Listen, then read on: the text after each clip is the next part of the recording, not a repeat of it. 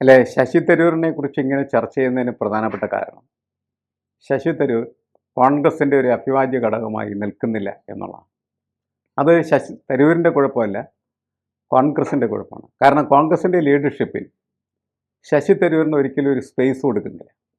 അതിപ്പോൾ മാത്രമല്ല, കുറച്ചു കാലങ്ങൾക്ക് മുമ്പ് മുതൽ ഇത് തന്നെയാണ് സ്ഥിതി. അങ്ങനെ അദ്ദേഹം വരുന്നതിന് പ്രധാനപ്പെട്ട കാരണം പാർട്ടിയുടെ സെക്രട്ടറി തെരഞ്ഞെടുപ്പിൽ ശശി തരൂർ മത്സരിച്ചു. ഒരിക്കലും അങ്ങനത്തെ ഒരു സംഭവം ഉണ്ടാകുമെന്ന് കോൺഗ്രസ് പ്രതീക്ഷിച്ചിരുന്നല്ല.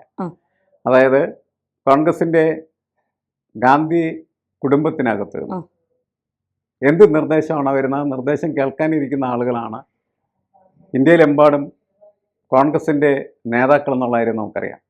ഹൈക്കമാൻഡ് എന്ത് പറയുന്നു അതനുസരിക്കാം.